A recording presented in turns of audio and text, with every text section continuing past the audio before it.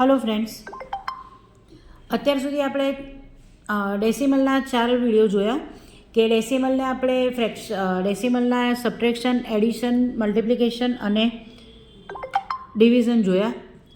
આજે આપણે જોઈશું એનો પાર્ટ 5. આજના વિડીયોમાં શું આવશે કે ડેસિમલ જે આપેલા હોય,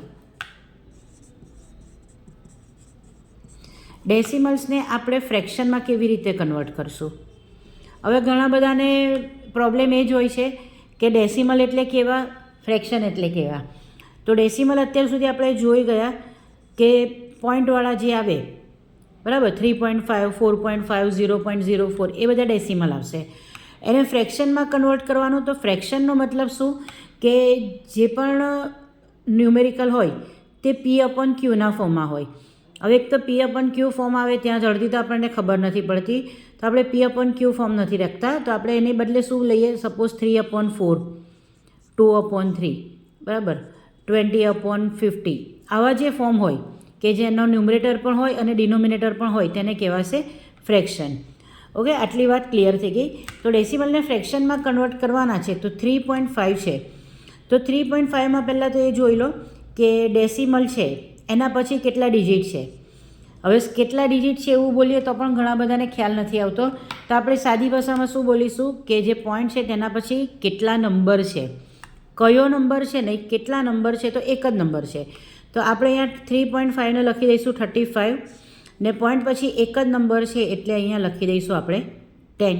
પતી ગયું, ડેસિમલને ફ્રેક્શનમાં કન્વર્ટ થઈ ગયું. સપોઝ બીજું જોઈએ, 0.04 આવું આપે એટલે પણ આપણને ખ્યાલ નહીં આવે. હવે પોઈન્ટ પછી કેટલા નંબર છે, તો પહેલાં તો લાઈન કરી દઈએ. પોઈન્ટ પછી 1 અને 2 બે નંબર છે એટલે મૂકી દો નીચે 100. ઓકે, પોઈન્ટ પછી છે 0 અને 4, તો અહીંયા 0 અને 4 લખવાની બદલે આપણે એને એકલો 4 પણ લખી શકીએ. તો આ થઈ ગયું ડેસિમલને ફ્રેક્શનમાં કન્વર્ટ. ત્રીજું જોઈએ 5.034. ઓકે, 5.034, તો પોઈન્ટ પછી 3 નંબર છે એટલે નીચે લખી દીધા 3 0 એટલે કે 1000. હવે પોઈન્ટ પછી 3 નંબર છે એટલે આપણે અહીંયા લખી દઈશું 5, 0, 3 અને 4. અહીંયા 0 કેમ નથી કરતા, કારણ કે 0ની આગળ એક નંબર આપેલો છે. અહીંયા આપણે 0 કેમ કાઢી નાખેલા, કારણ કે 0ની આગળ પણ 0 છે એટલે 0ની કોઈ કિંમત નથી એમાં, એટલે કાઢી નાખીએ. અહીંયા તો 0ની આગળ એક નંબર આપેલો છે એટલે આ નંબર વંચાય 5034.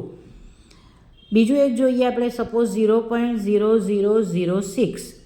હવે 0.006 એટલે કે નંબર તો 6 જ છે અને નીચે કેટલા આવી જશે, 1, 2, 3 અને 4. આ થઈ ગયા 4 0. તો આજના વિડીયોમાં આપણે શું શીખ્યા કે ડેસિમલને ફ્રેક્શનમાં કન્વર્ટ કેવી રીતે કરવાના છે. જો આજનો વિડીયો મારો ગમ્યો હોય તો ચેનલને લાઇક, શેર અને સબસ્ક્રાઈબ જરૂરથી કરજો. Thank you.